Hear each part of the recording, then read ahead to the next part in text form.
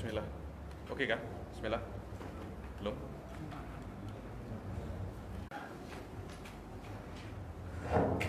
Bismillah.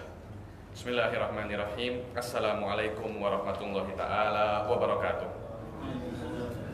Alhamdulillahirabbil alamin, wassalatu wassalam ala sayyidil mursalin wa ala alihi wa sahbihi wa man tabi'ahum bi ihsanin ila yaumiddin. Nawaitu ta'alluma wa ta'lim wa naf'a wal intifa' wal ifadah wal istifadah wal hatha ala tamasuki bi kitabillahi ta'ala wa sunnati rasulihi wa du'a ilal huda wa dalalata alal khairi wa ibtigha'a mardatihi wa qurbihi wa thawabihi subhanahu wa ta'ala. Allahumma faqihna fid din wa alimna ta'wil.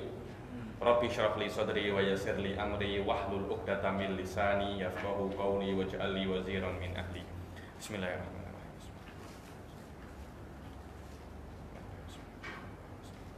Alhamdulillah. Bagaimana kabar tuan-tuan, puan-puan? Sehat semua? Oke, virus corona tak ada di sini ya. Semua gaduh pasal tentang virus. Alhamdulillah. Memang Allah Subhanahu wa taala di dalam Islam sudah mengajarkan kita bagaimana cara makan yang baik. Makanannya kena baik, cara makannya pun juga kena baik. Kalau nak puasa pun puasanya juga kena baik. Semuanya sudah diatur. Dulu ketika saya masih belajar di Hadromut, kami ambil subjek namanya fikih. Di fikih itu ada bab namanya bab tentang makanan dan minuman. Di situ dijelaskan apa saja makanan yang halal dan apa saja minuman yang halal. Rata-rata kalau kita nak tengok makanan apa saja, terutama daging-daging yang dihalalkan oleh Islam, majority setelah apa yang disebutkan oleh Allah itu halal, semuanya itu berpulang terhadap perasaan jijiknya orang Arab. Orang Arab zaman dahulu, mereka makannya itu bersih.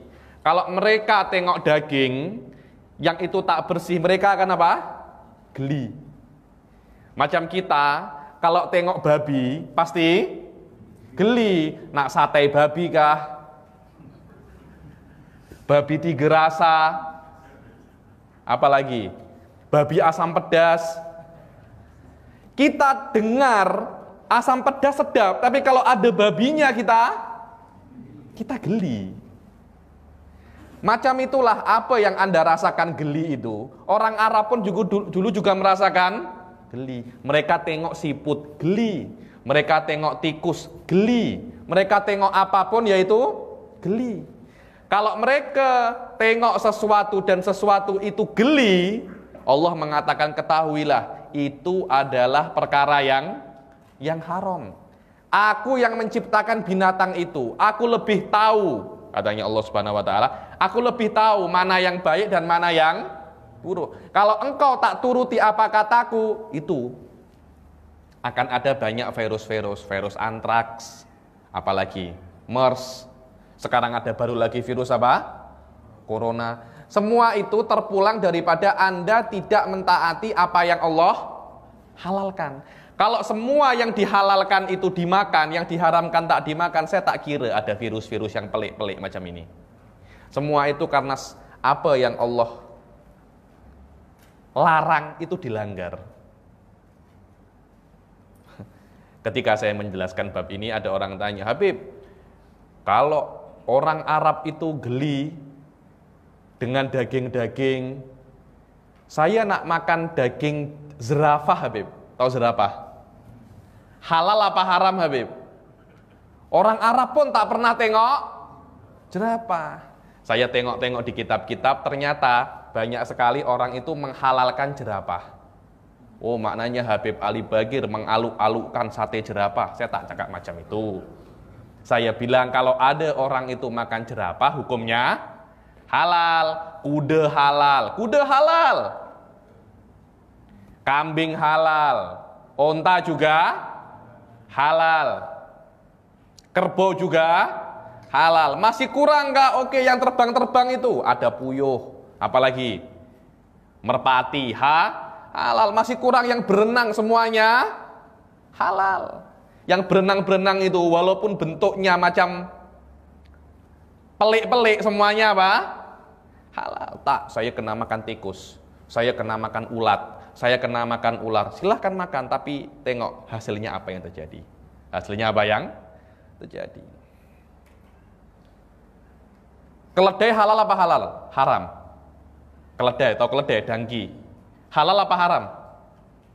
Haram, tak boleh makan keledai. Keledai liar, halal. Keledai liar itu kita kenal dengan nama zebra. Zebra. Orang-orang Melayu cakapnya kuda belang. Itu sebenarnya bukan kuda, tapi itu keledai. Keledai liar. Orang Arab cakapnya ini adalah keledai liar. Keledai liar halal. Maknanya Habib nak buat keledai, kuda belang, asam pedas, saya tak akan mentu.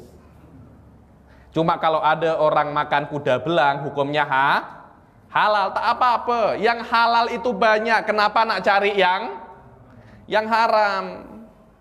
Kalau memang babi itu haram, Habib, kenapa Allah ciptakan babi? Allah ciptakan babi dan mengharamkan babi untuk menguji kita.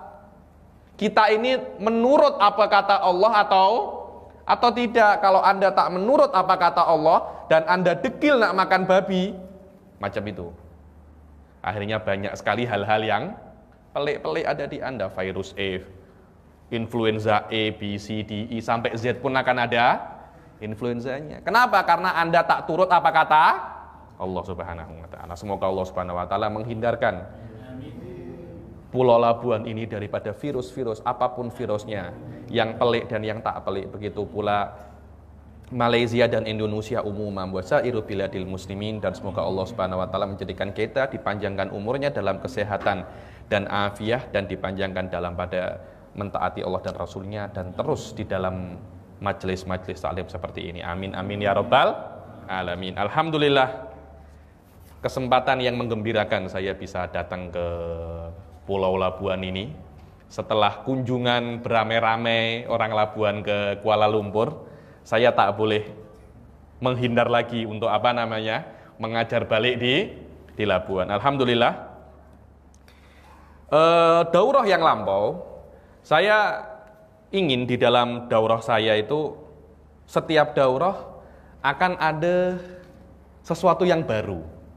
Saya tidak ingin hanya mengulang-ulang daurah yang lampau, diulang macam kaset, tahu kaset yang musik sudah selesai, ulang balik, selesai, ulang balik. Hal-hal semacam itu tidak akan membuat kita bertambah derajatnya di sisi Allah. Karena kenapa? Karena hanya mengulang balik. Akan tetapi Allah Subhanahu wa ta'ala kalau ingin mengangkat derajat kita, Allah Subhanahu wa ta'ala akan memberi kita pengetahuan-pengetahuan yang baru yang ada di dalam Islam, agar kita bisa terus bertambah ilmu tentang Allah Subhanahu wa ta'ala. Daurah yang lampau, kita masuk sudah menyelesaikan hal-hal yang berkaitan tentang akidatul awam. Biasanya kitab yang lampau itu kitab apa? Al-Mufidah. Anda tengok di Mufidah itu, kitab itu dibaca untuk al-wildan wan nisa, untuk anak-anak kecil dan perempuan. Yang anak-anak kecil dan perempuan sudah selesai. Sekarang kita akan naik level lagi. Mungkin agak sedikit susah, tapi saya akan berusaha untuk menjelaskan sebisa mungkin. Dan nanti akan saya beri kesempatan untuk bertanya seluas mungkin agar benar-benar paham. Kenapa? Karena ilmu ini tidak akan bisa untuk diketahui langsung. Saya sekali menjelaskan langsung paham, itu susah. Itu mungkin hanya boleh orang-orang jenius saja. Karena itu, dulu saya belajar ilmu ini dengan bahasa Arab, saya lebih pening lagi. Insya Allah saya akan jelaskan dengan bahasa Indonesia atau bahasa Melayu yang mudah untuk difahami. Mungkin akan ada banyak sekali, tak banyak pun, akan ada sedikit istilah-istilah baru yang mungkin tuan-tuan dan puan-puan baru dengar. Jangan risau, jangan pening tak apa, risau jangan. Jangan menangis. Dulu saya menangis karena saya tak paham, saya menangis. Kenapa saya tak paham? Apakah saya bodoh kah? Sampai tak paham. Oke. Insya Allah saya akan jelaskan sebisa mungkin dan sejelas mungkin. Kalau memang ada yang tak paham, biasa tulis. Nanti di akhir akan saya jelaskan. Atau kalau memang tak jelas, langsung angkat tangan dijelaskan. Saya tak ingin kelas-kelas saya itu hanya pengulangan 3 bulan lalu sudah selesai. Sekarang diulangi lagi. Bila kita nak naik level, terus kita macam ini terus. Seorang ulama tidak boleh untuk membiarkan murid-muridnya itu terus di dalam level yang sama. Kita tengok Rasul Shallallahu Alaihi Wasallam ketika datang kepada para sahabat, dulu tak tahu apa-apa, Rasul datang diangkat sikit, akhirnya semuanya menjadi ulama. 124.000 sahabat semuanya menjadi guru-guru dunia.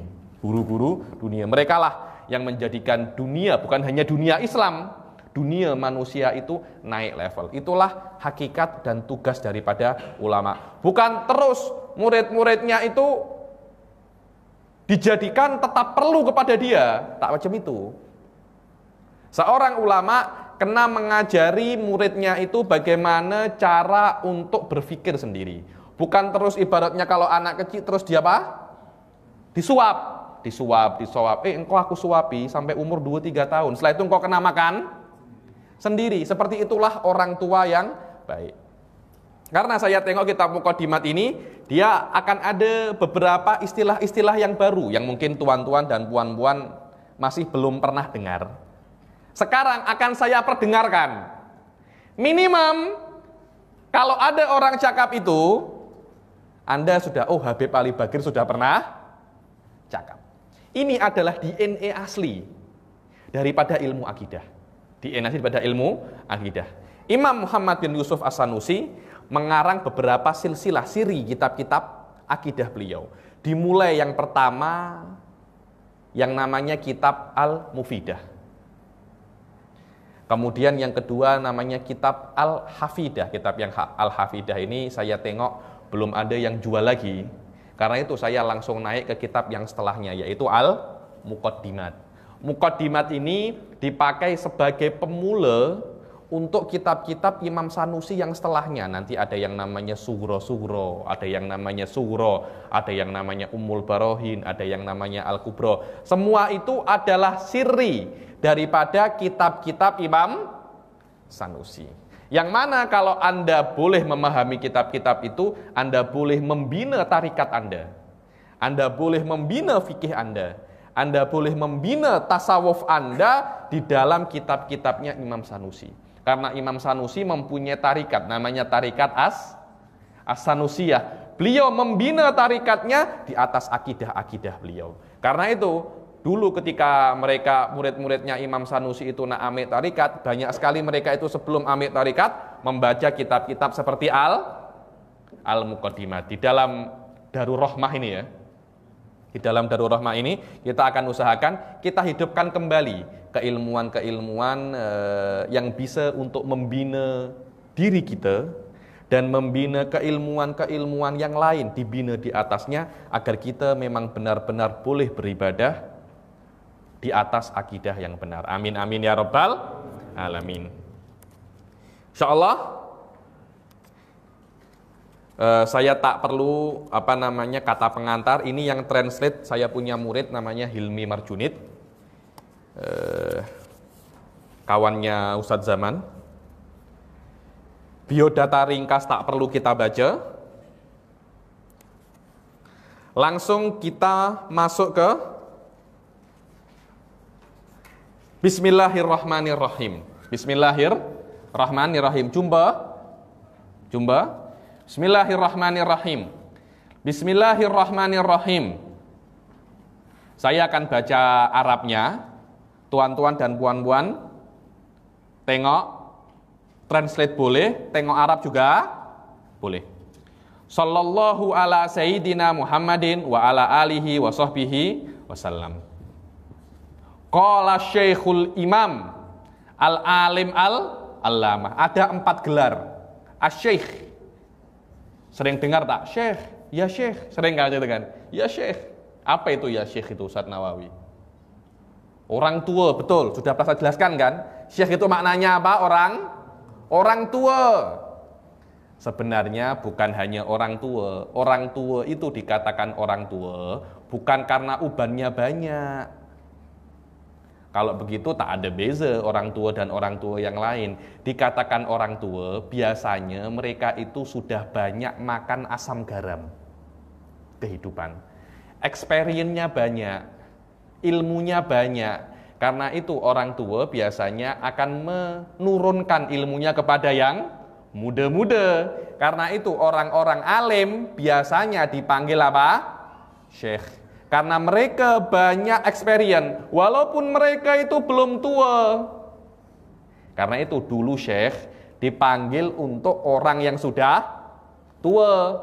Kemudian lambat laun dipanggil untuk orang alim. Karena orang yang tua itu biasanya ilmunya banyak. Begitu pula orang alim dikatakan orang alim karena ilmunya banyak. Karena sama-sama ilmunya banyak, akhirnya orang alim dipanggil Syekh.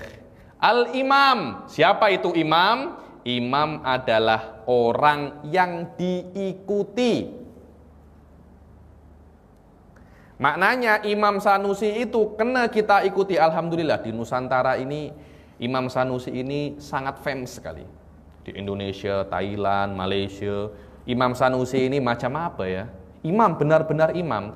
Kalau Imam Sanusi cakap semuanya akan ikut. Macam tadi Ustadz Nawawi menjadi imam. Kalau Anda rukuk, semua ikut rukuk tak?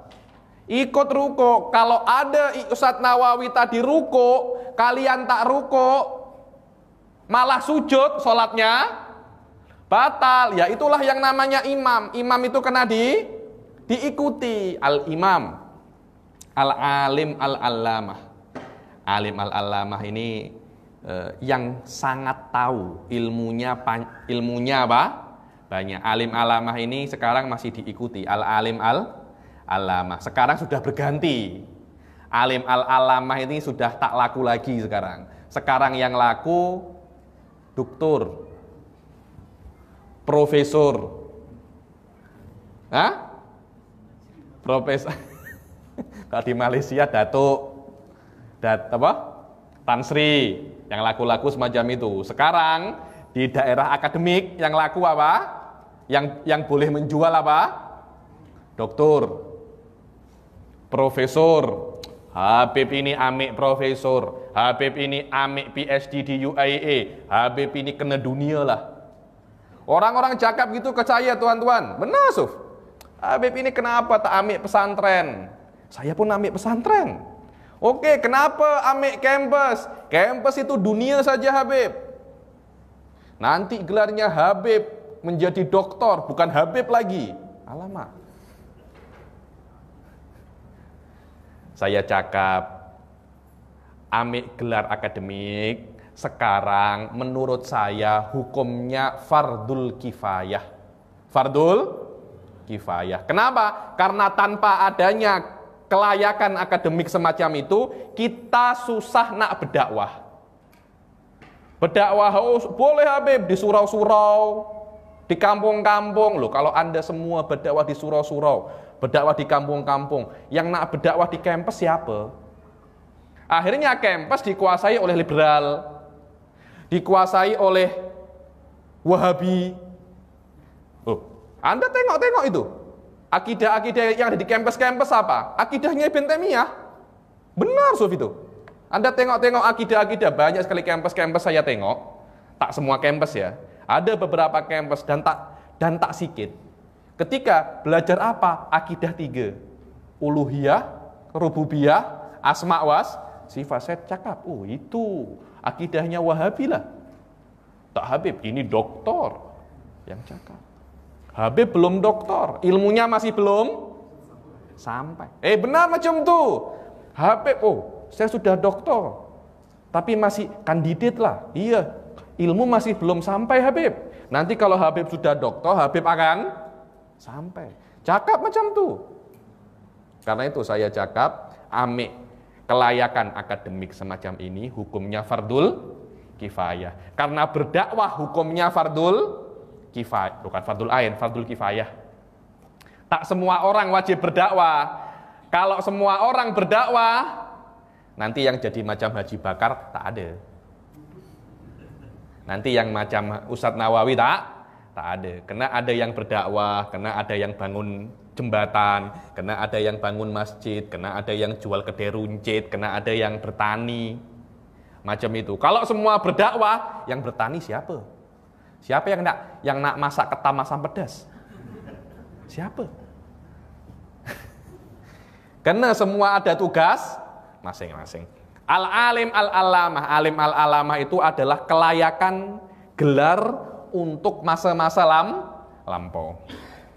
Al-muhakkik. Ini muhakkik lagi. Apa ini muhakkik? Muhakkik ini adalah orang yang tahu masalah beserta dalilnya.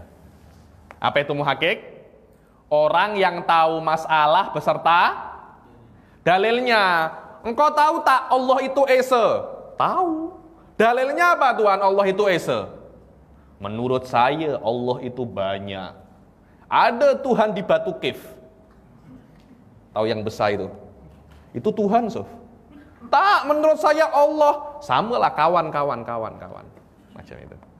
Kalau Anda tahu dalilnya Allah itu Esa, dikatakan Anda itu apa? Muhakkik. Kalau Anda tak tahu dalilnya, Anda ini bukan muhakkik. Macam itu. Jadi muhakkik, kelayakan yang lebih daripada alim. Istilahnya kalau alim itu doktor, muhakkik ini apa? Profesor. Macam itu. Abu Abdillah, orang-orang Arab itu dulu senang dipanggil bukan dengan namanya, puan-puan, tuan-puan. Ustadz Nawawi, anak laki-lakinya namanya siapa? Tak ada. Yang perempuan? Siapa? Biasanya dipanggil dengan nama anak pertama. Kalau ada anak laki-laki pertama, dipanggil dengan nama anak laki-laki pertama. Kalau tak ada, dipanggil dengan nama anak perempuan. Jadi Abu Fatimah. Macam itu. Kalau punya anak namanya Faris, Abu Faris. Haji Bakar, Abu Aiman, macam itu.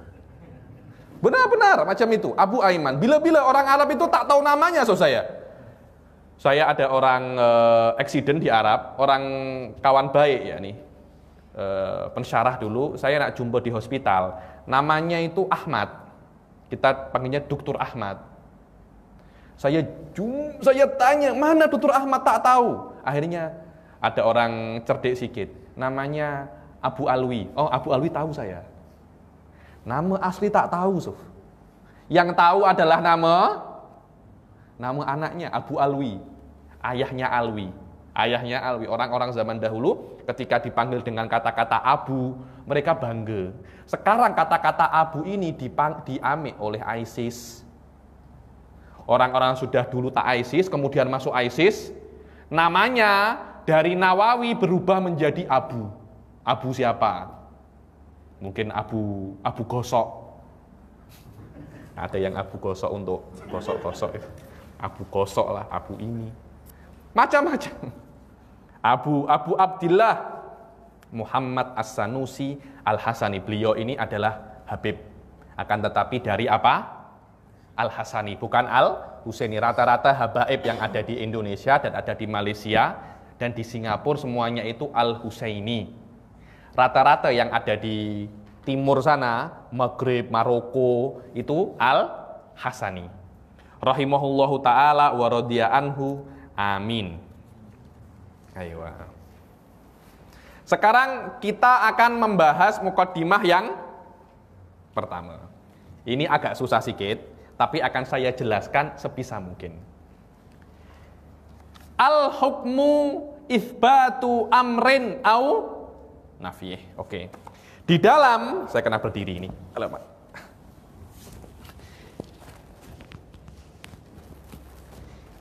Anda semua pernah masuk SPM kan?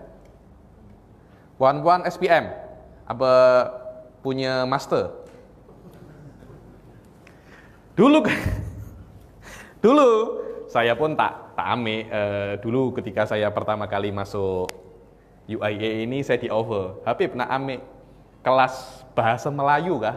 Saya tak ame. Karena bahasa Melayu tak yah kelas, kita sudah boleh cakap bahasa Melayu. Cakapnya boleh, tapi gramatikalnya yang susah. Oke.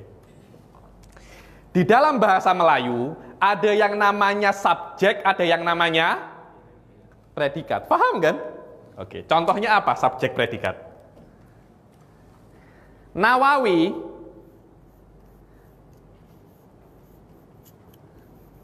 makan. Oh, Habib ini resis, saya tak resis. Nawawi makan. Kita mengatakan kalimat makan ini kita letakkan kepada Nawawi. Meletakkan makan kepada Nawawi itu namanya apa? Hukum. Kadangkala kita ini menafikan makan daripada Nawawi. Nawawi tidak makan. Tetap tidak makan itu kita katakan predikat. Kita katakan apa? Predikat.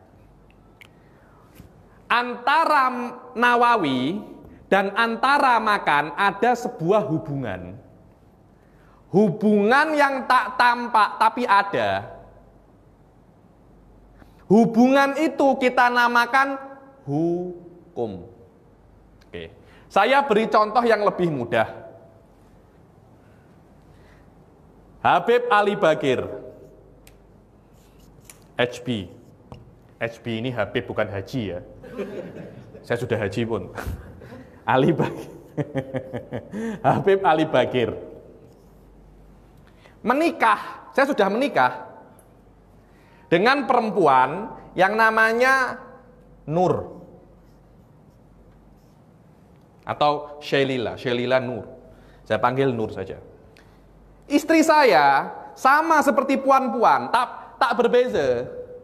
Sama-sama punya hidung, sama-sama punya mulut, sama-sama punya telinga. Sama, tak ada beza. Oh, tak, istrinya Habib Ali begini punya tanduk. Itu bukan istri saya, mungkin Anda salah lihat itu. Suf, tengok ya. Akan tetapi perasaan saya ke istri saya berbeza dengan perasaan saya ke puan-puan. Tak apa ya? Saya dengan puan-puan ini tak cinta. Dengan istri saya cinta. So, ada hubungan. Tapi hubungan itu tak tampak. Hubungan itulah yang kita namakan apa? Hukum. Kita namakan apa? Hukum. Tuan-tuan ini hanya melihat benda-benda yang tampak ya. Dunia ini tidak hanya terdiri dari benda yang tampak. Ada benda yang tak tampak, yang kita namakan hukum atau nisbah, bila-bila orang itu mengatakan sistem. Sistem itu ada, tapi tak tampak. Jayid. Inilah yang namanya apa? Hukum. Hukum itu ada 3. Sof, tengok. Ini ilmu akidah. Hukum tak tampak. Sudah dia tak tampak. Jumlahnya ada berapa? 3. Surat apa tak? Kalau ada, mudah. Dia tak tampak. Hubungan antara predikat dengan subjek dan predikat, hubungan ini kita namakan hukum. Hubungan antara subjek dan predikat itu ada berapa? 3. Alamak, Habib ini cakap apa? So, ini bukan suatu yang mustahil untuk diketahui. Ini suatu yang mungkin untuk diketahui. Anda kalau tengok rasa sayang. Anda kalau tengok rasa sayang. Anda sayang tak kepada mak Anda? Sayang apa tak? Sayang kan? Kepada istri sayang tak? Beza tak rasa sayangnya? Dengan emak kita, kita sayang. Dengan istri kita, kita juga sayang. Dengan anak kita, kita juga sayangnya beza tak? Jelas beza. Dengan istri itu sayang-sayang. Jangan tertawa Ustaz Nawawi. Dengan emak, kita memang sayang, kita nak rawat emak kita. Dengan anak, ada sayang lagi. Rasa sayang tak tampak, tapi kita boleh rasakan. Selama rasa sayang itu tak tampak, boleh kita rasakan. Allah mengatakan ada banyak macamnya rasa sayang itu. Hukum pun macam itu. Dia tak tampak. Tapi macamnya banyak. Oke. Sampai sini ada yang tak paham kah? Saya kira mudah kan? Mudah kan? Paham? Oke. Hukum itu dia tak tampak. Tapi dia dibagi menjadi 3. Apa yang pertama? Katanya, Sof tengok ya. Al-hukmu itsbatu amrin au nafih. Hukum itu adalah pengisbatan perkara atau penafiannya. Kalau kita tengok Nawawi makan. Kita mengatakan kata-kata makan itu kita letakkan untuk Nawawi. Bila-bila kita menafikan makan daripada Nawawi, meletakkan dan menafikan itu namanya hukum. Wayan kosimu, dan hukum itu terbahagi kepada 3 jenis. Hukum syarak, hukum adat, dan hukum akal. Hukum terbagi menjadi berapa? 3. Hukum syarak. Apa itu macam hukum syarak, Habib? Banyak. Sholat itu wajib. Loh, kalau kita nak tulis sholat wajib, mana saya punya? Saya kira dicuri oleh Ustaz Nawawi. Tengok ya. Sholat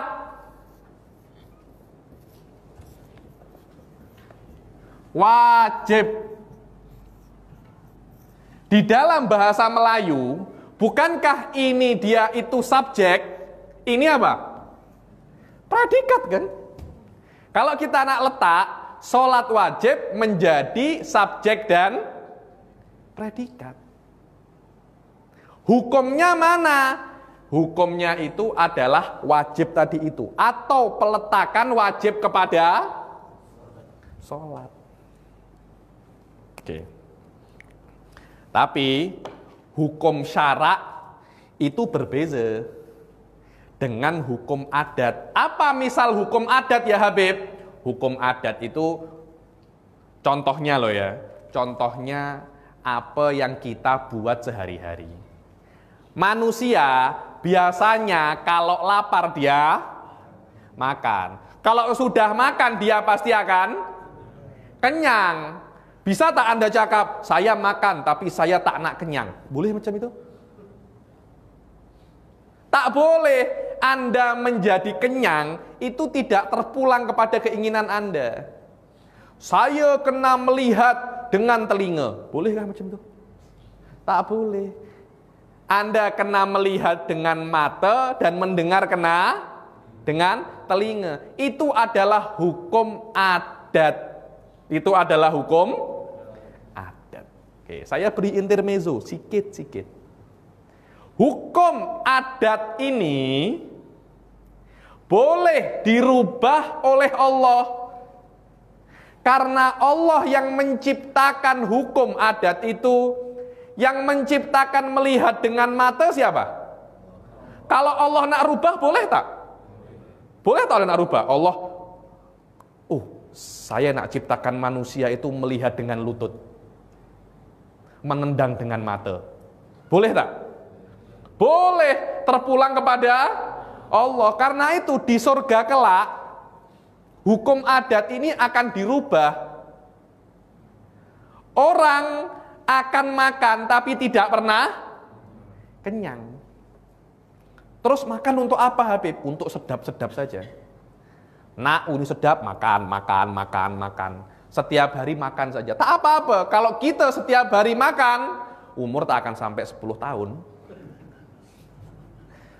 Besar, kena diabetes, kolesterol, potong kaki, potong tangan, habis. Itu manusia di dunia. Apakah di akhirat macam itu? Tak. Itu yang namanya hukum adat. Hukum adat yang ada di dunia oleh Allah akan dirubah di akhirat kelak. Kenapa? Karena hukum adat Allah yang buat. Karena itu untuk menjadikan nabi, ketika Allah itu mengutus nabi, Allah memberi apa kepada nabi? Mukjizat. Apa itu mukjizat? Perkara yang luar biasa. Biasa itu apa? Biasa itu yang saya jelaskan namanya hukum adat. Perkara yang luar biasa yang sekiranya manusia tak boleh buat. Saya beri contoh, Nabi Musa membelah lautan. Nabi Musa diketuk dengan tongkatnya, lautan terbelah. Haji Bakar nak mengetuk laut Labuan itu, Anda ketuk 1000 kali, jangankan laut yang terbelah, ketam pun tak akan terbelah, tak akan pecah. Kenapa? Memang itu bukan dalam kemampuan manusia. Yang boleh belah lautan hanya Allah. Ketika Nabi itu diutus, diberi mukjizat untuk meyakinkan bahwasanya ini bukan manusia biasa macam engkau. Ini adalah utusan Allah. Kalau memang membelah lautan itu bisa dilakukan oleh orang biasa, niscaya orang-orang semua boleh melakukan membelah lautan.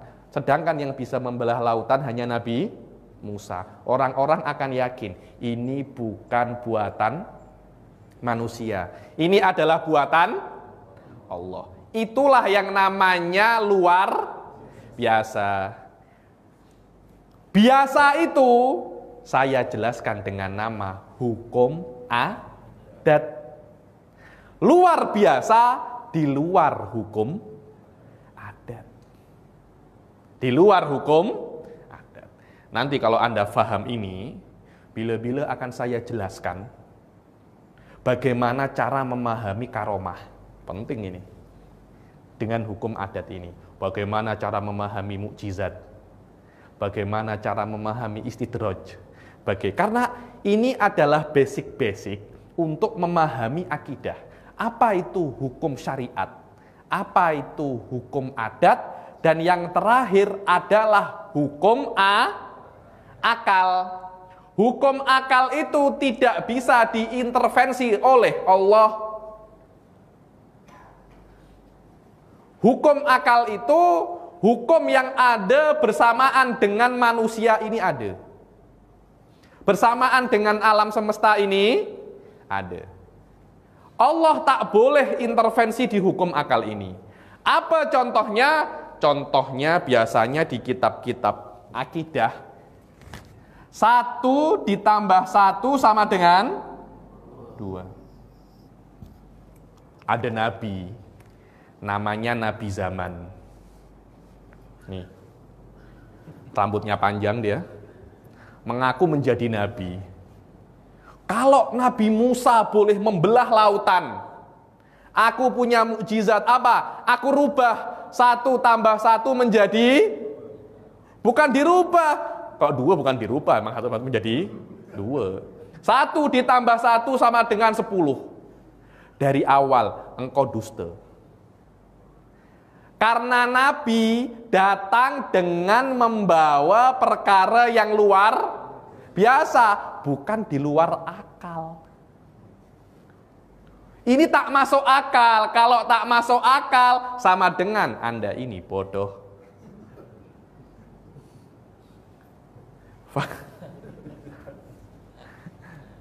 Faham ya? Ada 3 benda. Ada hukum syariat, ada hukum adat, satunya lagi hukum akal. Hukum akal itu apa? Hukum akal itu adalah apa yang kita tahu sebagai modal untuk berpikir.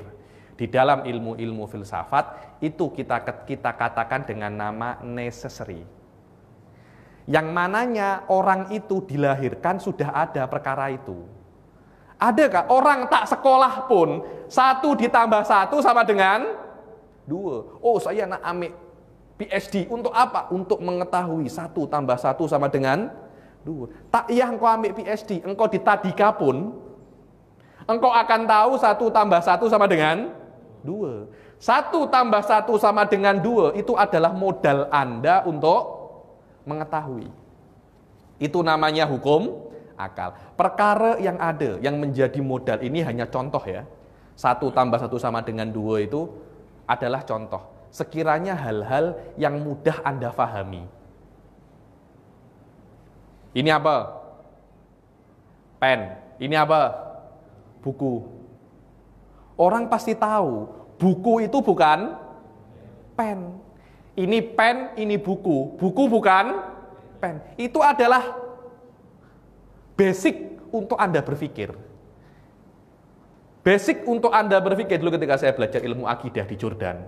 Pertama kali, Assalamualaikum warahmatullahi wabarakatuh. Ini pen, ini buku.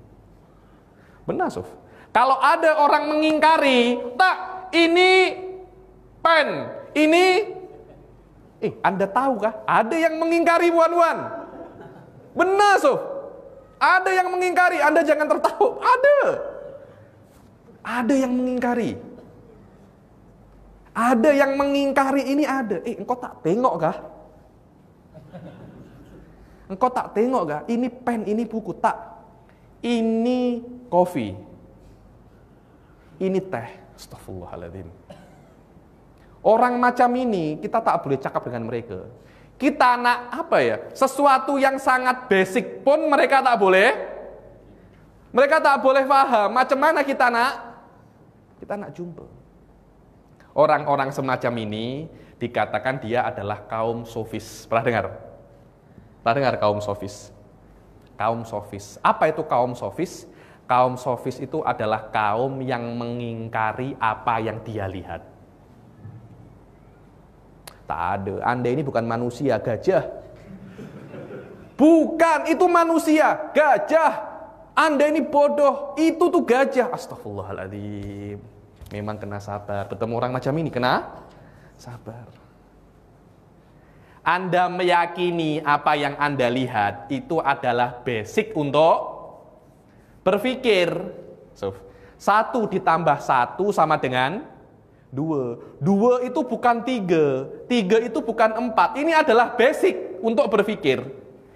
Basic untuk berpikir itu kita katakan adalah hukum akal. Nabi tidak akan datang dengan membawa perkara-perkara yang mengingkari basic untuk berpikir. Tak akan. Bahkan Imam Ghazali di dalam kitabnya Al-Munqidh Minad Dhalal, kalau ada nabi, bukan nabi, kalau ada nabi takkan cakap macam itu. Kalau ada orang mengaku nabi, kemudian cakap, saya mengatakan bahwasanya 1 tambah 1 sama dengan 3. Saat itu juga dustakan dia. Karena nabi tidak akan mengingkari hal yang masuk akal. Nabi akan datang dengan mukjizat, yaitu perkara yang luar biasa, bukan di luar akal. Oke, sikit demi sikit paham kan? Tak susah kan? Susah? Tak susah kan? Ya tak susah. Oke. Alhamdulillah dulu saya belajar ini 1 bulan saya pening macam ini. Apa maksudnya? Karena kenapa? Karena menjelaskan singkat dan memakai bahasa Arab. Saya pening, saya kira mereka mengaji. Saya amin. Oke.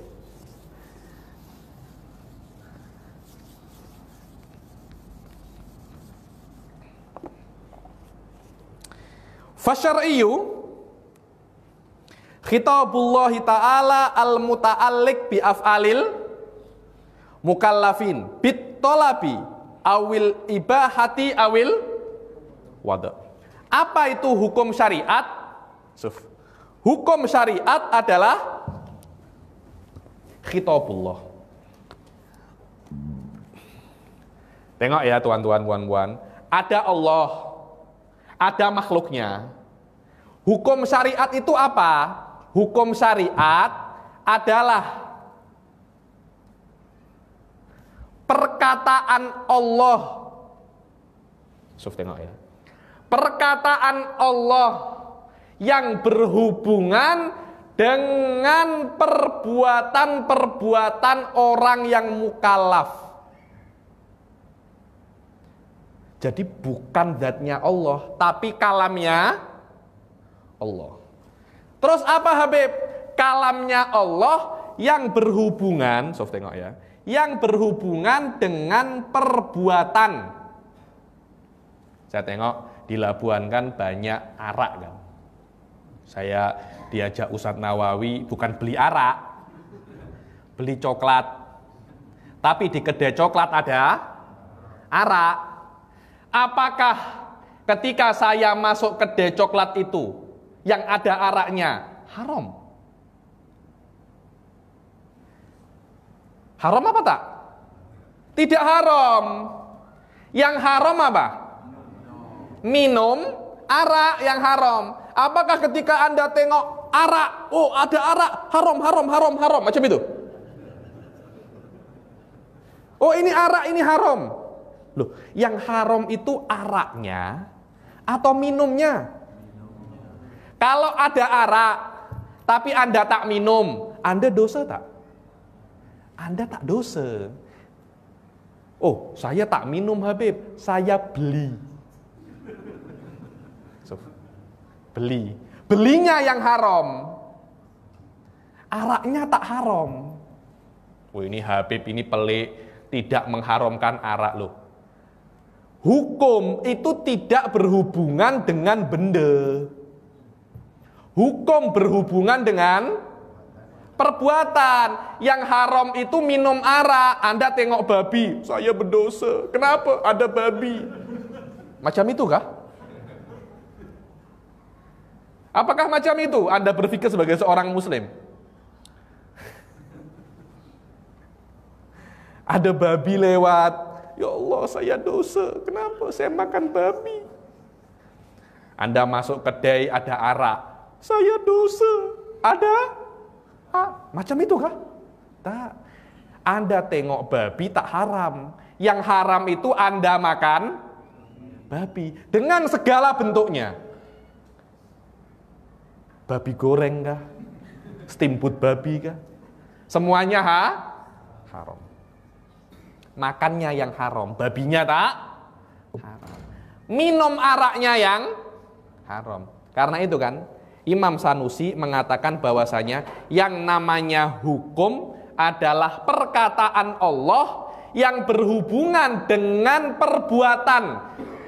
Selain perbuatan tidak ada hukum. Kayak itu kan, sholat wajib. Sholat itu kan perbuatan kan. Anda ruko, Anda sujud, Anda iktidal, itu hukumnya wajib. Apalagi sebutkan saya hal yang sunnah. Sebutkan. Apa hal yang sunnah Ustadz Nawawi? Sebutkan satu saja. Apa? Doa iftitah, membaca doa. Doanya tak sunnah. Yang sunnah apa? Membacanya kan. Kalau Anda tahu doa iftitah tapi Anda tak sunnah, Anda tak baca, Anda dapat sunnah tak? Allahu Akbar kabira. Tak ada, saya tahu doa iftitah. Anda tahu doa iftitah, tapi kalau Anda tak baca, dapat sunnah tak? Coba sebutkan saya satu perkara yang makruh, Ustadz Abu Bakar, Haji Abu Bakar. Satu perkara yang makruh. Satu saja. Jangan banyak-banyak, ke 10 lagi. Satu saja. Apa?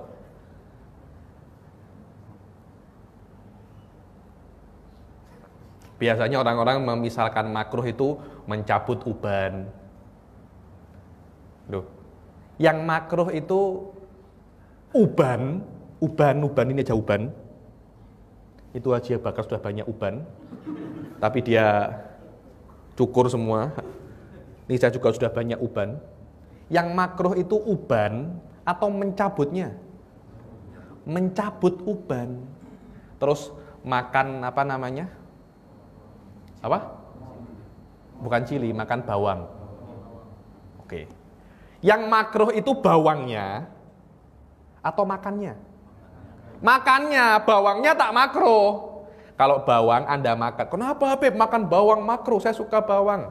Karena kalau Anda makan bawang, nanti nafasnya tak sedap. Nanti orang ketika cakap dengan Anda dikira Anda kena virus corona. Karena nafasnya terlampau kuat. Itulah yang namanya hukum syara. Hukum syara adalah perkataan Allah yang berhubungan dengan perbuatan mukallaf. Siapa itu mukallaf? Mukallaf itu adalah orang yang sudah akil balik. Maksudnya budak-budak kecil yang umurnya di bawah 15 tahun dan belum keluar sperma, atau perempuan belum haid dan di bawah umur 15 tahun, semuanya tidak terkena hukum syara. Pahala dan dosanya terpulang nanti kalau pahala diberikan kepada ayah dan emaknya, dosanya diampuni oleh Allah Subhanahu wa ta'ala. Fasyar'iyu huwa khitabullahi ta'ala al-muta'alliqu bi af'alil mukallafin bit-talabi wal awil ibahati awil wada. Dengan apa namanya? Secara tuntutan, pengharusan atau penetapan. Apa itu tuntutan? Dibilang tuntutan itu masuk 4 hal. Masuk 4 hal. Wajib. Hukum syara itu kan ada 5 kan? Ada wajib, sunnah, apa lagi? Harus, makruh, dan haram. 4 adalah tuntutan. Apa itu tuntutan? Wajib. Wajib itu tuntutan kan? Wajib itu maknanya Anda kena buat. Kalau Anda tak buat, Anda dapat apa? Dosa kan? Haram, Anda kena tinggal. Anda dituntut untuk tinggalkan. Makruh Habib, iya. Makruh itu Anda juga dituntut untuk meninggalkan. Tapi tuntutannya tak sekuat tuntutan haram. Sunnah juga Anda dituntut, tapi tuntutannya tidak sekuat tuntutan wajib. Karena itu kan, sunnah, wajib, haram, makruh, semuanya masuk ke dalam tuntutan. Harus itu tidak ada tuntutan. Anda boleh buat dan Anda boleh tidak buat. Oke.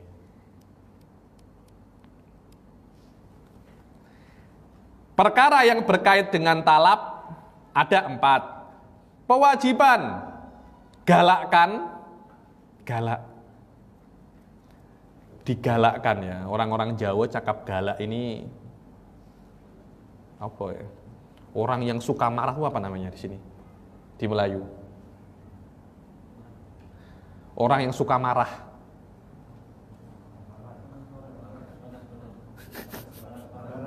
Panas badan itu fever.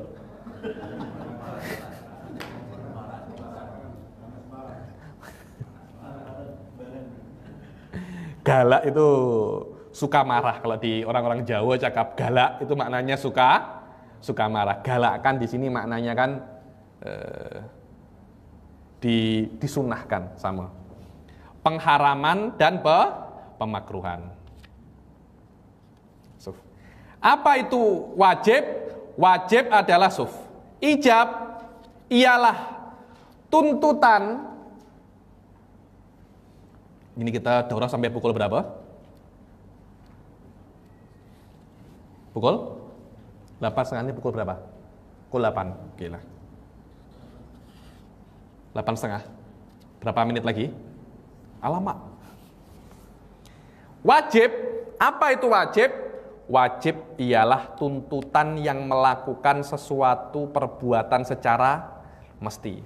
Wadah ya, kita sudah tahu ya. Wajib itu kita lakukan secara mesti. Kalau tidak kita lakukan, kita mendapat dosa. Seperti apa? Iman kepada Allah dan Rasulnya. Kena dua, tuan-tuan, puan-puan ya. Iman kepada Allah dan iman kepada Rasul. Alhamdulillah, di Labuan belum sampai. Saya berjumpa di beberapa orang, di beberapa kota, mengatakan, bete iman kepada Allah. Kepada Rasul tak ya. Sudah ada. Ada tuan, ada. Kenapa? Karena agar orang Kristen boleh masuk surga. Orang Yahudi juga boleh masuk surga. Karena mereka pun beriman kepada Allah. Mereka tak beriman kepada Rasul. Tak boleh. Beriman kepada Nabi Muhammad SAW sebagai Nabi akhir zaman adalah basicnya Islam. Tak boleh. Iman dua itu kan kalau nak masuk Islam macam mana syahadatnya? Asyhadu alla ilaha illallah wa asyhadu an. Cukup tak asyhadu alla ilaha illallah ya? Tak cukup, Anda kena asyhadu anna Muhammadar Rasulullah. Seperti beriman kepada Allah dan Rasulnya dan rukun Islam yang 5. Paham ya? Syahadat, sholat, haji, zakat, dan puasa. 5 ini adalah 5 rukun Islam. Anda kena melakukan. Oh, saya kena syahadat saja, saya tak nak sholat. Tak boleh, Anda kena sholat. Wan nadbu, apa itu nadab alias sunnah? Ialah tuntutan untuk melakukan sesuatu perbuatan secara tidak mesti. Tidak mesti, maknanya Anda boleh buat, Anda juga boleh tidak buat. Tapi kalau Anda buat, Anda mendapat pahala. Seperti apa? Kasolatil fajri wa nahwiha. Kasolatil, apa itu solat fajar? Apa solat fajar tuan? Solat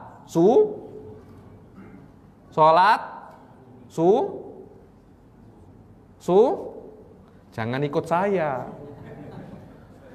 Saya bila-bila saya ini bohong. Solat sunnah subuh. Kalau sholat subuh hukumnya wajib. Yang sunnah itu sholat sunnah. Sholat sunnah subuh itu sebelum subuh. Jangan ikut saya bila-bila saya ini bohong. Sholat fajar itu punya nama lain. Itu adalah sholat qobliyatus subuh. Tapi sholat qobliyatus subuh ini adalah di antara semua sholat rawatib qobliyah ba'diyah yang paling afdol adalah sholat qobliyatus subuh. Paling afdol dia. Karena itu dia punya nama lain. Nama lainnya sholat fajar. Bukan sholat qoblal fajar. Sholat qoblal fajar itu namanya sholat tahajud. Sholat fajar itu kena masuk fajar dulu baru kena masuk subuh dahulu baru sholat sunnah, baru sholat subuh. 2 rakaat aja. 2 rakaat saja. Ini jangan sampai ditinggalkan sholat fajar ini. Karena pahalanya terlampau besar dia. Macam Anda punya dunia seisinya kemudian Anda sedekahkan. Rawatib yang lainnya, qobliyah dan ba'diyah yang lainnya pahalanya juga besar. Tapi tak sebesar sholat fajar ini. Wa nahwiha, dan selainnya qobliyatul duhur, ba'diyatul duhur, qobliyatul asar, ba'diyatul maghrib, semuanya itu hukumnya sunnah. Wat tahrim, apa itu haram? Haram ialah tuntutan untuk meninggalkan sesuatu perbuatan secara mesti. Seperti apa? Minum bukan araknya ya. Minumnya. Kalau araknya itu hukumnya tak haram. Jumpa arak haram tak macam itu. Minumnya yang haram. Wazina, perbuatan zina yang haram. Wanahwiha, dan semisal dua itu mencuri itu perbuatan suf. Dia bukan kan mencuri kan mengambil benda orang, mengambil hak orang. Hak orang tak haram, yang haram itu mengambil itu perbuatan. Wal karohah, apa itu makruh? Tuntutan untuk meninggalkan sesuatu perbuatan secara tidak mesti. Seperti apa? Kal qiraati fir ruku'i wasujud. Seperti membaca di dalam rukuk dan sujud. Macam mana itu? Kan macam ini. Halaman.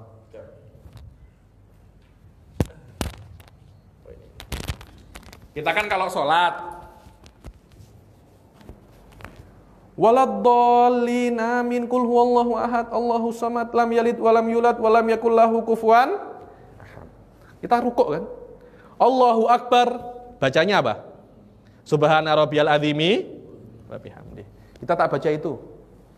Bismillahirrahmanirrahim, alhamdulillahirabbil alamin arrahmanirrahim.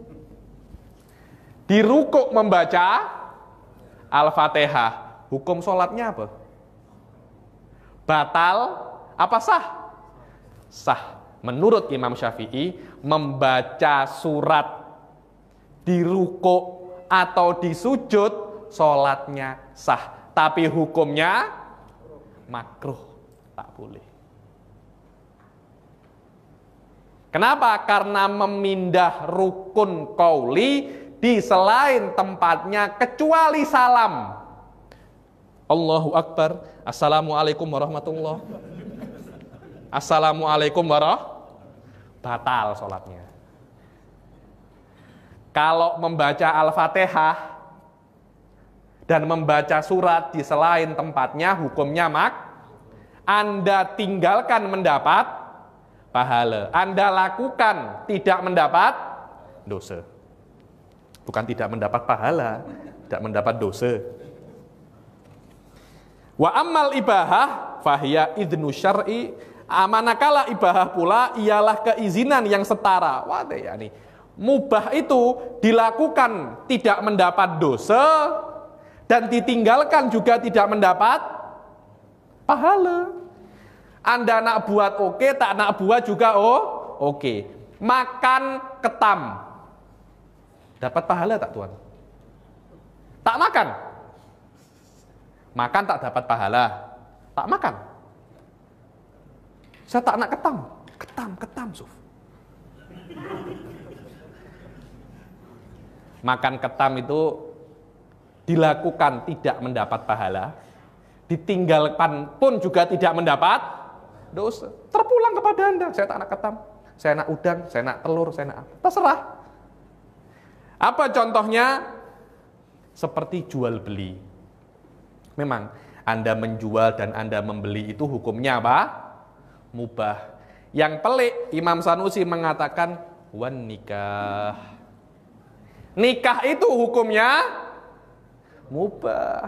Bagi orang-orang yang bujang wajib. Hukumnya apa? Wajib. Menurut pendapat terkuat Imam Syafi'i, menikah itu hukumnya sunnah. Karena itu Rasul Shallallahu Alaihi Wasallam di dalam hadis mengatakan an-nikahu sunnati, nikah itu adalah sunnahku. Faman rogiba an sunnati falaisa minni, barang siapa tak suka sunnahku maka dia bukan daripada golonganku. Tapi mungkin di madhab Imam Malik menikah itu hukumnya mubah. Maknanya menikah tak dapat pahala, membujang pun juga tak dapat dosa. Oke, silahkan. Beta madhab Imam Syafi'i kan. Jadi kalau Ayah, saya nak menikah. Kenapa nak menikah? An-nikahu sunnati. Ada orang kan cakapnya macam ini. An-nikahu sunnati. Dia sudah 40 tahun tak menikah. Umurnya sudah 40 tahun. Apa dalil Anda menikah itu, kenapa Anda tak menikah sampai sekarang? Rasul mengatakan, an-nikahu santai. Loh, macam mana? Alamak, saya bilang, ini bukan santai, ini sunnati, saya bilang. Santai itu maknanya slow, tak ya terburu-buru, ini bukan santai ayuhan nas, ini sunnati. Mungkin kalau dibaca dengan bahasa Melayu dengan huruf Jawi jadinya santai, bukan santai tapi sunnati. Orang-orang itu ada saja, saya bilang. Oke. Wa ammal wad'u.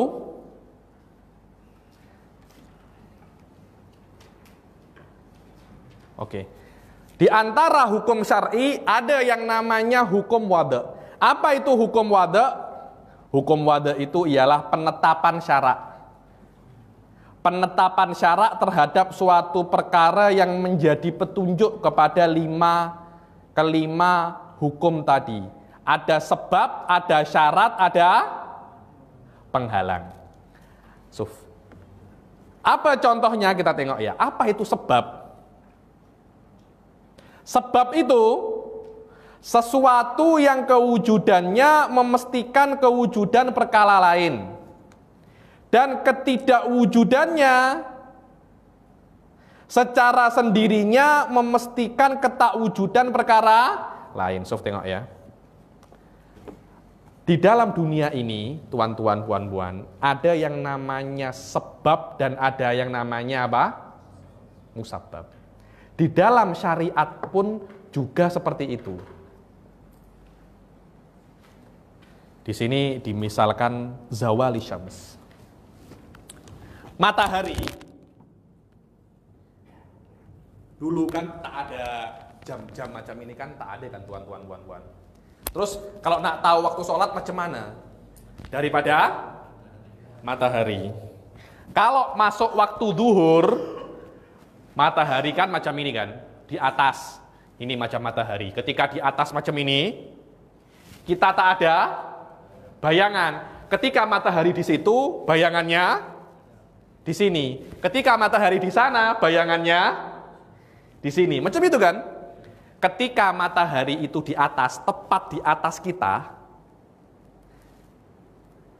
kemudian tergelincir sedikit.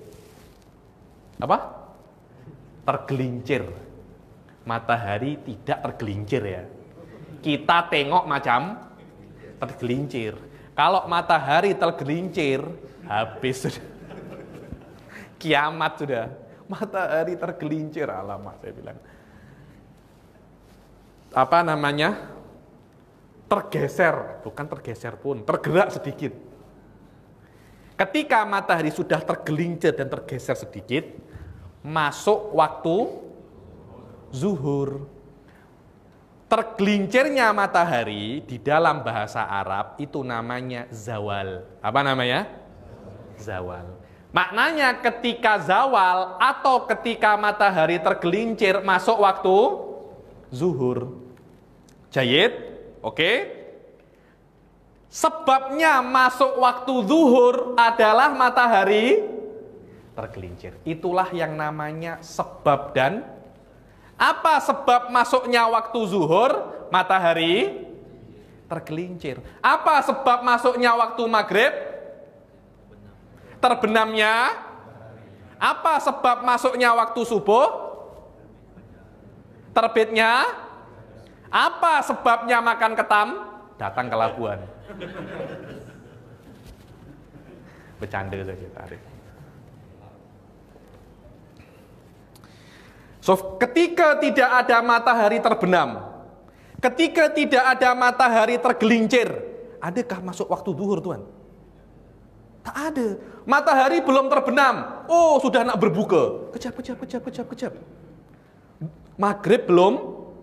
Maknanya sabab itu kalau ada, musabab pasti ada.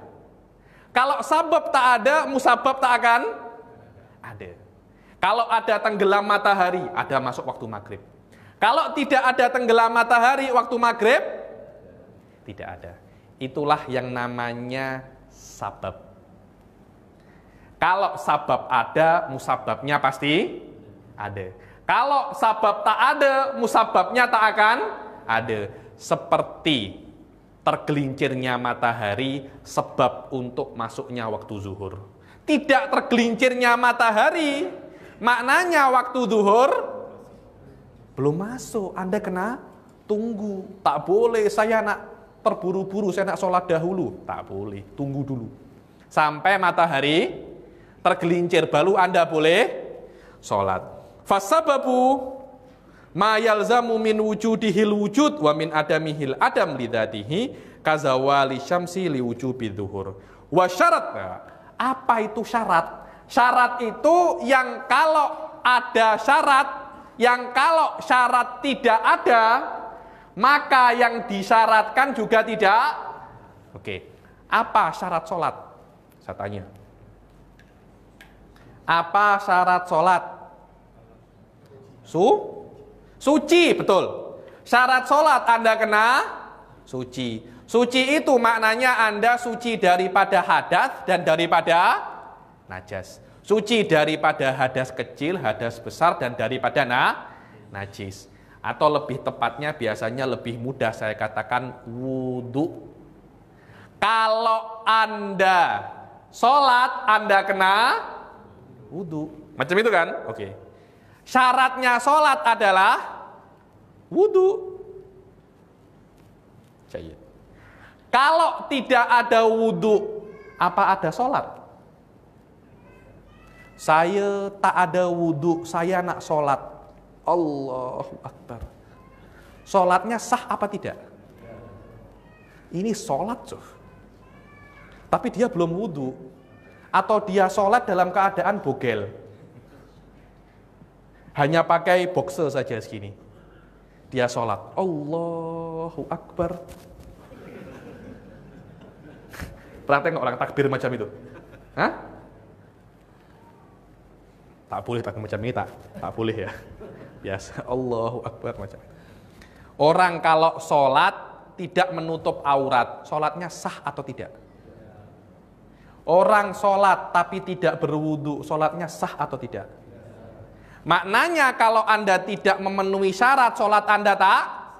Tapi kalau ada syarat semua, Anda menutup aurat, Anda Islam, Anda punya wudu, apakah Anda kena sholat?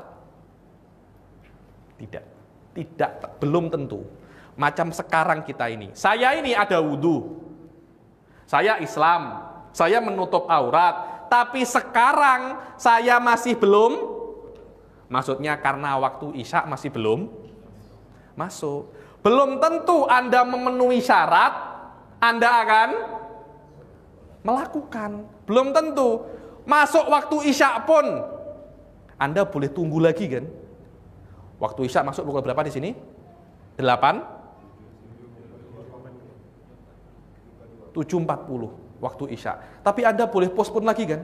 Nanti dululah kita sholat pukul 10. Boleh tak? Boleh. Padahal Anda sudah Islam, sudah akil balik, sudah menutup aurat, sudah wudu. Tapi Anda nak postpone sholat. Boleh apa tak? Boleh. Tapi kalau Anda tak punya wudu, Anda tidak boleh sholat. Itulah yang namanya syarat. Syarat itu kalau tidak ada, sholatnya tak sah. Tapi kalau syaratnya ada, belum tentu Anda langsung sholat. Anda masih boleh tunggu dulu. Itulah yang namanya apa? Syarat. Penghalang itu lawannya syarat. Kalau syarat kan ada, belum tentu ada. Tapi kalau tidak ada penghalang, kalau tidak ada syarat, tidak ada sholat. Penghalang itu sebaliknya syarat. Kalau ada penghalang, tak ada sholat. Apa penghalang sholat? Haid. Wanita dalam periode haid. Boleh tak dia sholat? Haid adalah penghalang sholat. Kalau ada haid, wanita tidak boleh sholat. Kalau tidak ada haid, apakah saat itu juga dia sholat? Dia boleh postpone dulu sampai waktunya belum keluar lagi. Maknanya syarat adalah lawannya penghalang. Penghalang adalah lawannya syarat. Jadi ada sebab, syarat, dan penghalang. Ini mungkin agak sedikit susah. Akan tetapi apa yang saya katakan ini adalah basic daripada akidah yang Anda ketahui. Basic daripada hukum yang Anda lakukan. Semua basicnya dari apa yang saya katakan ini. Alamak. Manik ialah sesuatu yang kewujudannya memastikan ketakwujudan perkara lain. Maknanya kalau ada manik, kalau ada haid, perkara lain tak akan ada. Kalau ada haid, kalau ada nifas, sholat tak akan ada. Dan kalau manik itu tak ada, belum tentu. Saat itu juga dia sholat. Dia masih boleh postpone sampai waktunya masih belum keluar.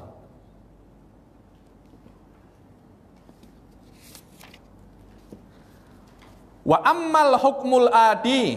Tadi itu hukmul adi adalah perkara biasa ya, yang saya sebutkan tadi.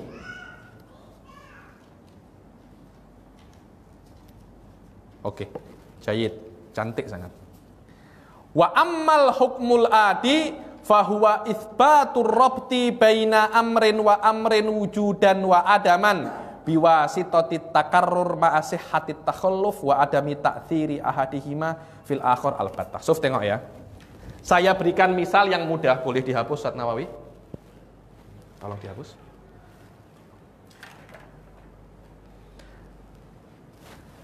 Saya beri contoh puan-puan, tuan-tuan, di dalam masalah api. Ini mudah masalah api ini. Sebelum Anda mengetahui api, Anda tidak tahu kalau api itu panas. Pertama kali tengok api ya. Pertama kali tengok api. Kalau Anda pertama kali tengok binatang yang tak tahu, Anda buat macam ini kan? Anda sentuh-sentuh dulu. Apa ini? Nanti dia, Anda takut. Esok gitu lagi. Jangan. Binatang ini apa? Garang. Bukan galak. Garang. Binatang ini apa? Garang. Kita kena buat dia marah 1-2 kali, 3 kali, baru kita tahu binatang ini apa? Garang. Orang dulu pertama kali tengok api, ini Nawawi.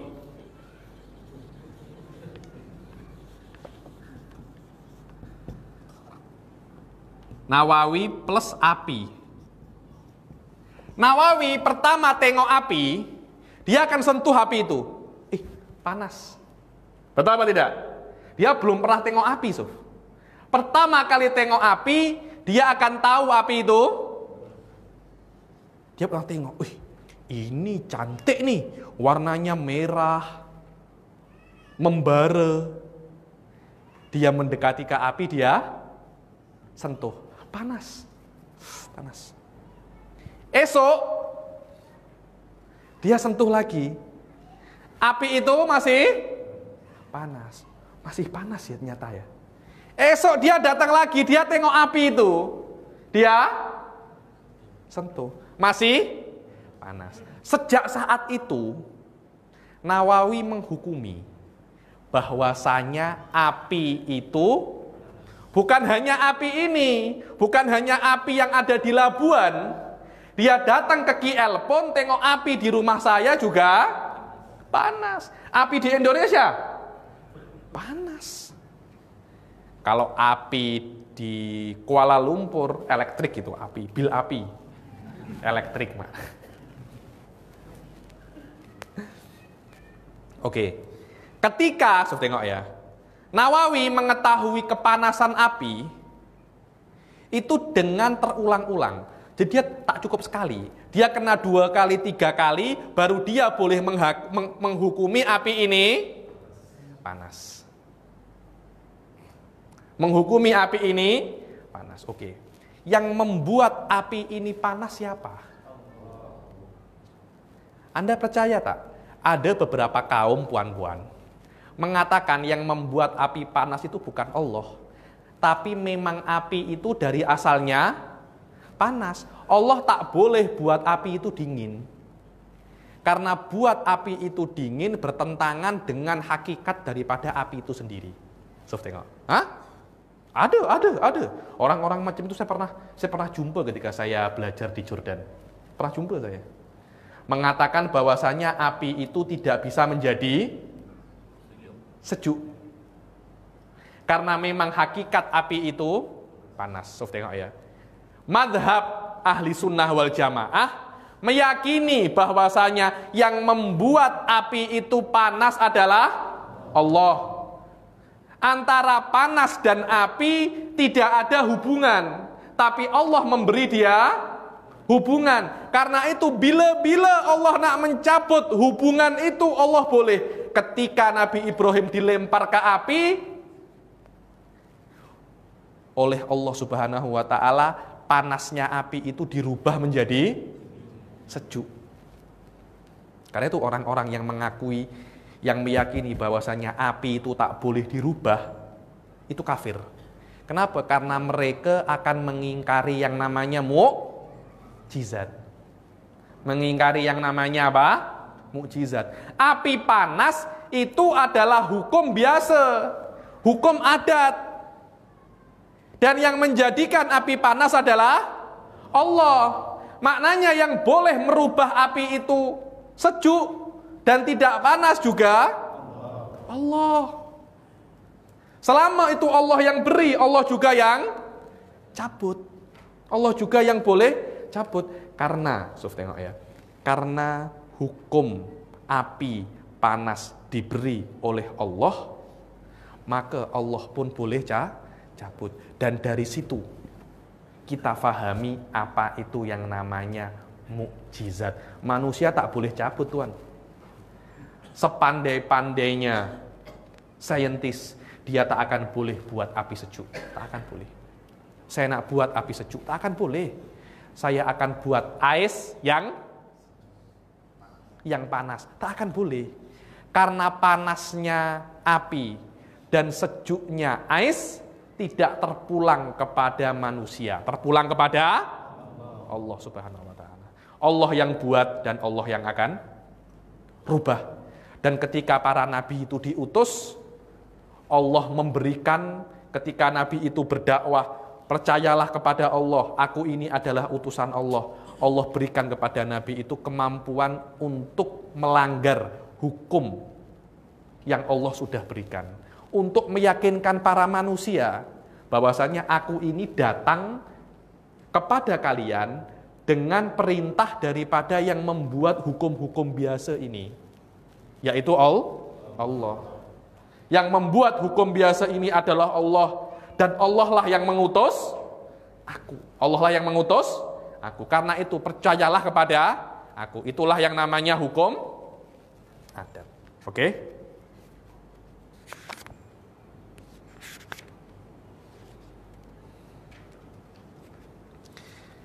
Manakala hukum adat pula ialah penisbatan terhadap perkaitan, perkaitan ya, antara api dan panas. Api dan panas.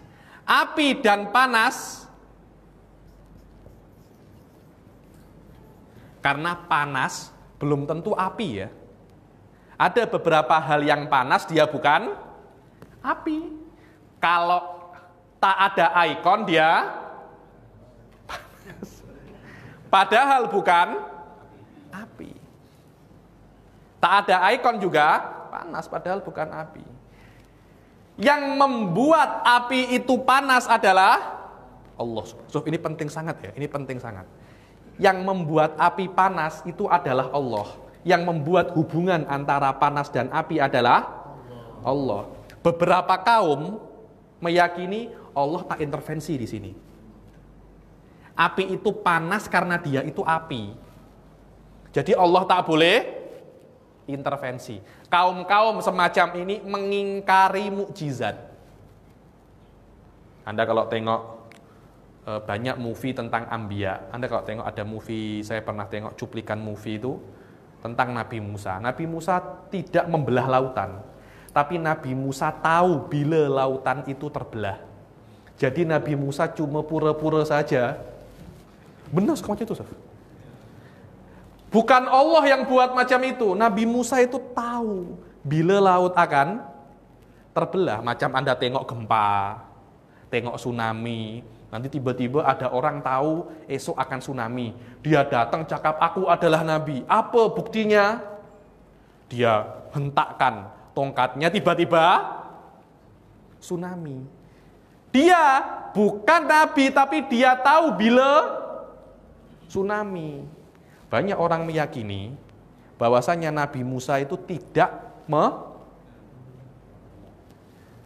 membelah lautan, tapi Nabi Musa tahu bila lautan terbelah. Orang yang meyakini semacam itu dia kafir. Gak boleh. Kita sebagai umat Islam kena meyakini bahwasanya Nabi Musa membelah lautan itu adalah karena kekuatan daripada Allah Subhanahu wa ta'ala. Lautan tak akan terbelah, tapi karena Allah cakap pada lautan, terbelah. Lautan terbelah karena lautan menurut apa yang Allah perintahkan.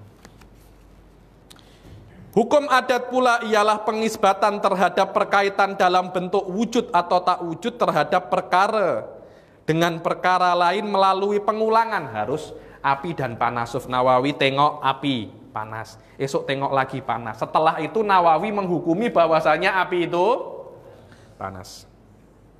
Ma'asih hati takhalluf. Dan kena panas itu boleh hilang. Maknanya bila-bila kalau Allah nak api itu tidak panas, macam yang terjadi kepada Nabi Ibrahim. Wa adami ta'thir ahadihimal fil akhor batah. Dan bukan api menyebabkan panas atau panas menyebabkan api. Api itu panas bukan karena api itu mempunyai kemampuan untuk panas. Semuanya itu adalah ciptaan Allah. Kita kena percaya semacam itu. Kita kena percaya semacam itu. Jayid. Wa aqsamuhu arba'ah. Macam hukum adat ada berapa? 4. Yang pertama, rabtu wujudin biwujud. Karabti wujudi syabai biwujudil akal. Perkaitan antara ada dan ada. Kalau ada makan, ada kenyang kan? Ada makan, ada kenyang. Perkaitan antara tak ada, tak wujud, dan tak wujud. Apa contohnya? Tak ada makan, tak ada kenyang. Kan macam itu kan? Ada makan, ada kenyang. Tak ada makan, tak ada kenyang. Ada dan ada. Tak ada dengan tak ada. Perkaitan antara wujud dan tak wujud. Rabtu wujudin bi adam. Seperti pengaitan lapar dan tak. Apa beza lapar dan tak kenyang? Sama saja kan? Cuma yang satunya tak. Kata-kata tak itu di dalam bahasa Melayu namanya negatif. Kenyang itu positif. Setiap ada kata-kata tak, itu maknanya apa? Negatif.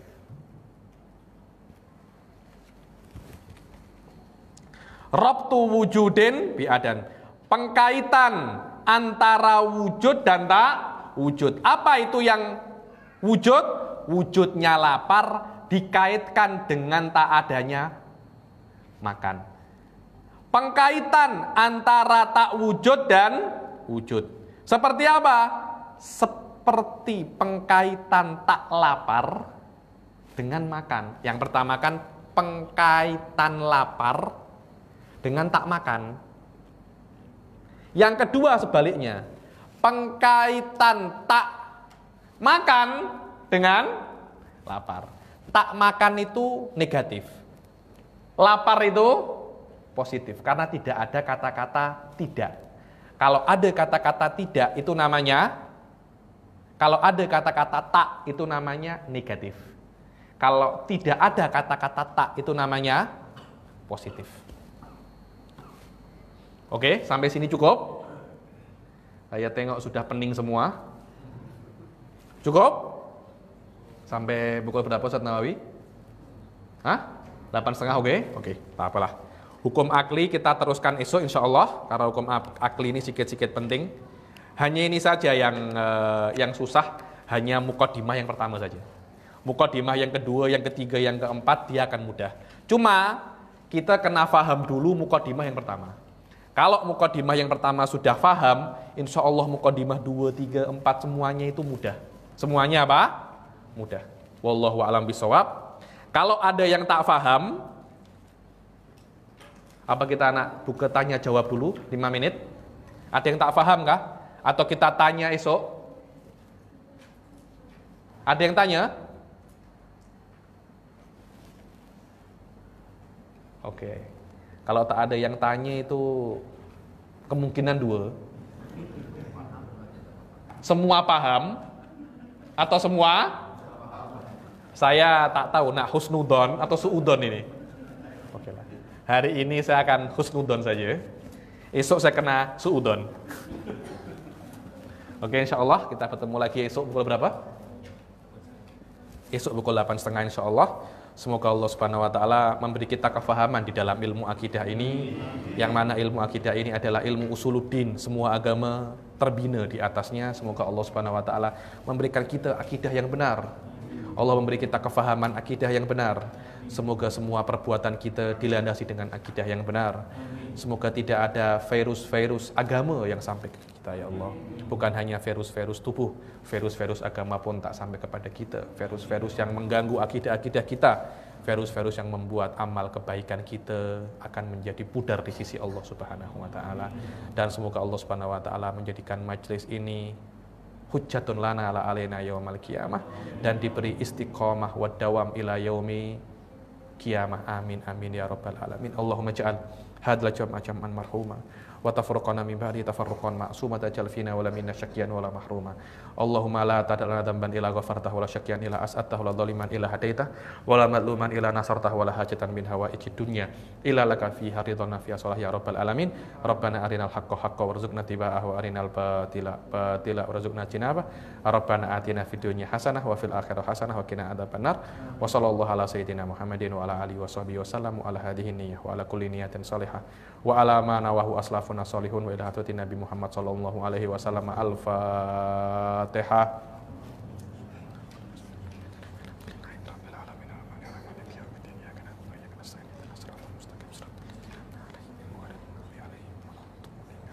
Wabillahi taufiq wal hidayah wa ridha wal inayah. Assalamualaikum warahmatullahi taala wabarakatuh.